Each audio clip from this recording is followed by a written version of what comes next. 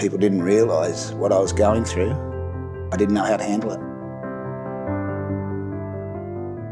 You're so in the middle of a problem, you cannot find a way out of it. This anxiety kicked in. I had no idea what was going on with my body. I'd never experienced anything like that before, ever. It was terrifying.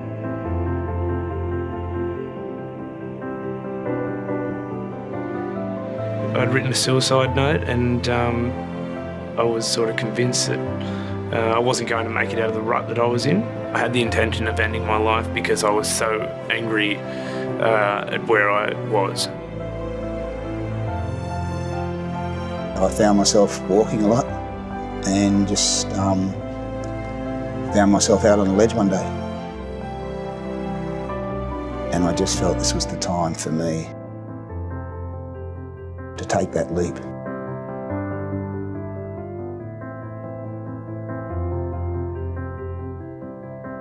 But people who are struggling often feel lonely and afraid.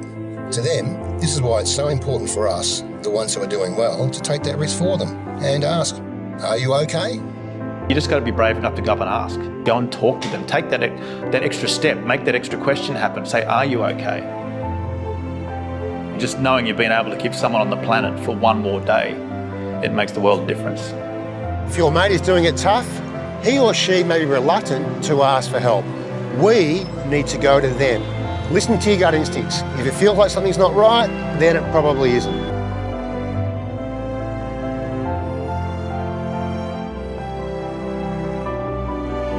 To look at my kids and not know whether I'd come back, I couldn't make that decision on that morning. My kids were the one thing that kept me alive. My girlfriend was overseas at that stage, and I'd written to her on Facebook, I think at 3 o'clock in the morning, after I'd sort of penned this letter, and it happened to be that she was online. And we got chatting about it, and the thought of hurting my mum and hurting her. Whilst I was on the edge, I started thinking of my grandkids. The thing that kept me alive, surprisingly enough, the fear of breaking every bone in my body but not dying. Basically, I had two choices, whether to live or to die. And then a third choice come across my head was like, just maybe think about it. Just step back, and it'd have to be the best decision I've made in my life.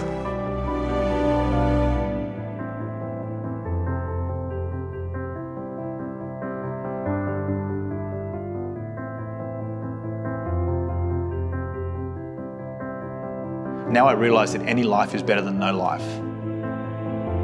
I like to think that there's a positive that sort of comes out of that, particularly being involved with mates. It's helped immensely, and it makes me feel like I'm doing something after going through such a negative place. And now I couldn't be more happy that I came through the other side.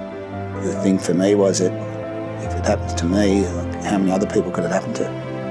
The people that came out in the local community to support me, and also to come to me and say, hey Pete, I'm struggling as well, and to be able to help people understand their situation, that's been the beauty of it for me.